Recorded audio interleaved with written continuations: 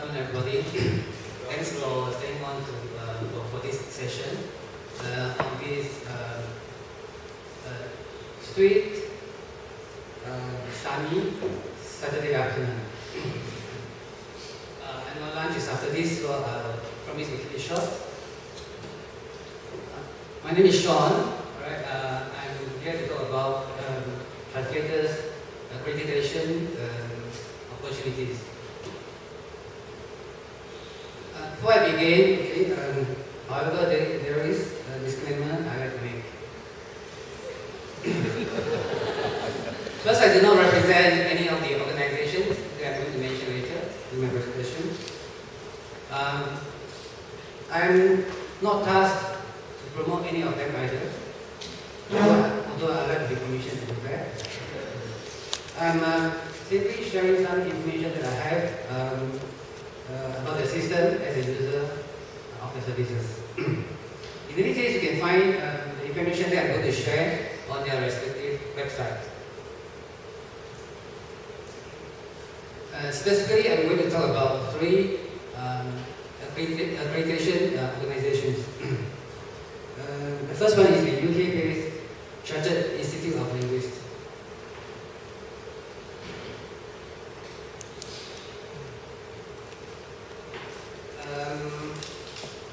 This is the website, and if you are curious enough to look at the Find a Linguist link, in search with Singapore as a keyword, you're going to find two of your compatriots. One of them is my good friend, Miss Ho, and the other is standing right in front of you.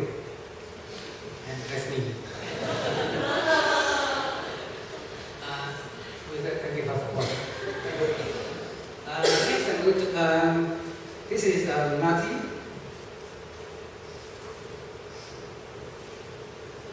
The National Accreditation Authority for Translators and Interpreters, or better known as NATI. This is from Australia. And the American Translators Association. These are the three more established ones worldwide for translators and maybe interpreters in some cases. IOL, the Chartered IOL is the so-called gold standard in Europe according to their literature, which can be found on their website. NATI is the official accreditation system in Australia, and I think it is the only one. And I think we have fellow NATI certified translators, Junko and Basher. I think they got their certification before me. And ATA has a very huge membership, also worldwide membership. Basher and I are also fellow members, right? Alright, these are the three bodies that we're going to talk about. Due to time constraint, you know why? Because lunch is ready. My scope is limited to translators accreditation systems. Okay, other types of accreditations, such as those for the interpreters, are not included in my scope. And NATI, among the three, has more than one accreditation grade, such as parallel translator or advanced translator. But I'm going to talk only about the first professional grade.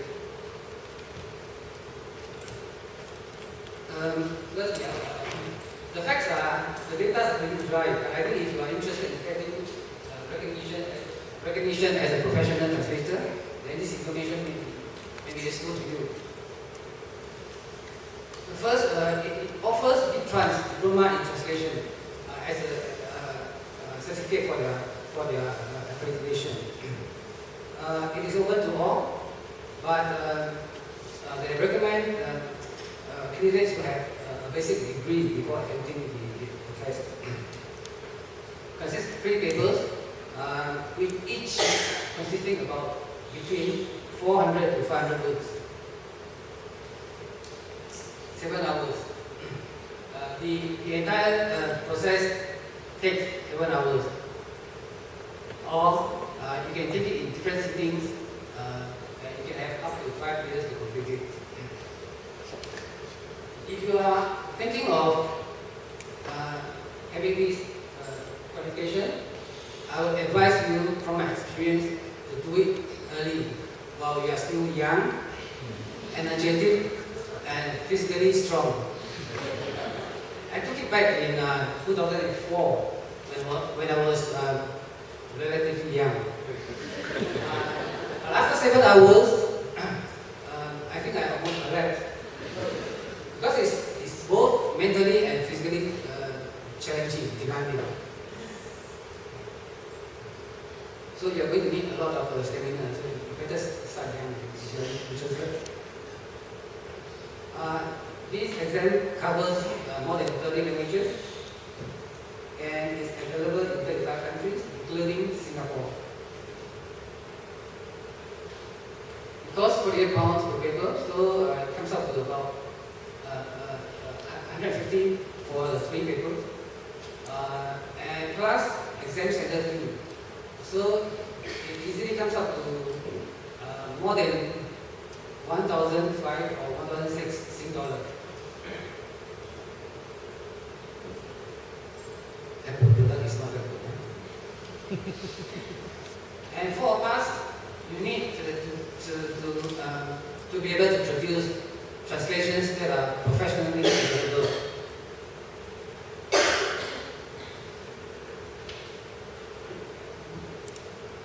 Okay. Next, let's move on to Matthew. He also requires a basic degree or relevant experience and qualification. It consists of 2 sections, whereby candidates are asked to translate 2 passages out of 3. Yes, and each consists of about 300 words, less than 300 words.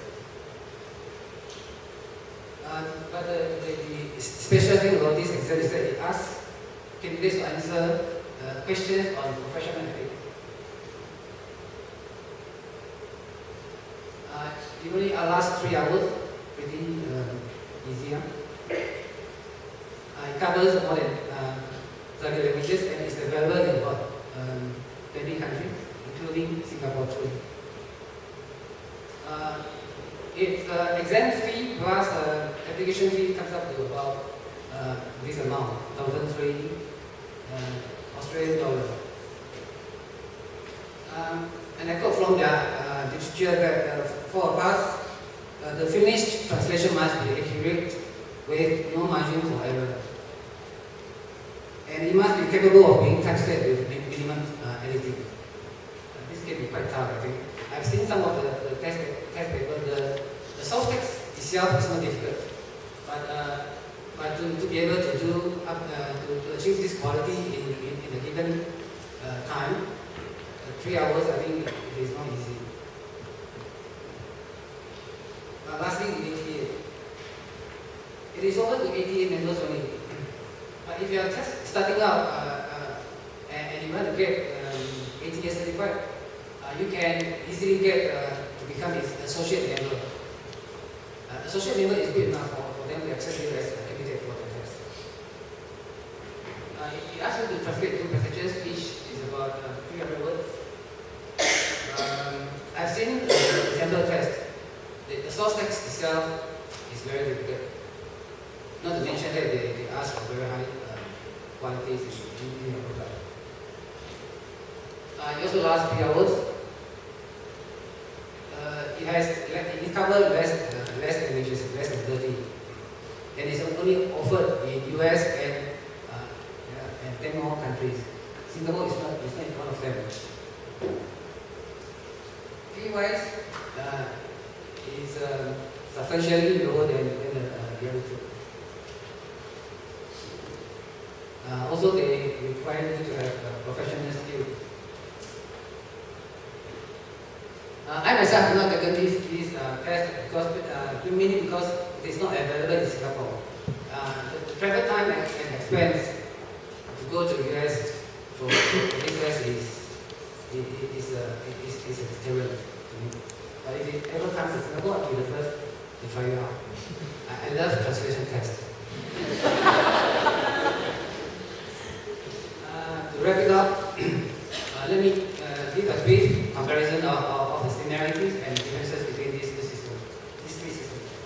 First, they all aim to set industry standards. They identify qualified professionals and try to promote the industry as a whole. They all offer multiple languages, and the ST, the source text for the test, comes from different sources, different disciplines, including science, technology, literature, law, and business. All the tests are unidirectional, meaning if you seek for English to Chinese accreditation, you do just that. You will not be asked to translate in the other direction. Okay? But if you are interested in getting certified in both directions, you can do it in separate sittings. Okay? Like I love to take up this contribution, so I do all the tests possible. And one important thing is that they test your translation skills. They are not there to assess your linguistic abilities per se. Although linguistic ability is a very important foundation for your skills, for you to execute your skills. And successful candidates can get listed on their directory service. From my personal experience, being listed on these directory services can sometimes bring in new customers because it exposes you to unknown customers. And the passing rate is pretty low at between 20 and 30% for years. And last I seen on ATA website, the current of the last exam, there was only about less than 20% candidates who passed the exam. There are a few differences, but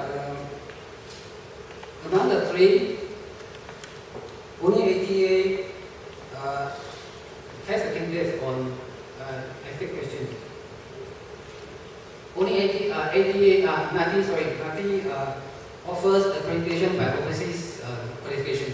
That means if you have appropriate qualifications, appropriate by NATI's standard, such as the translation degree, MA in translation, or another qualification, accreditation from another prestigious accreditation body, you can get certified by NATI without going through the exam.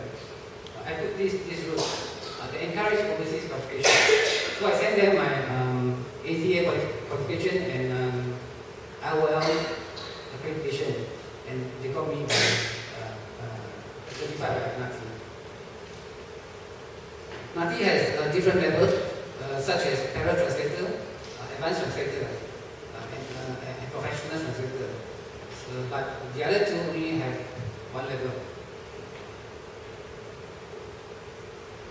That's all for me.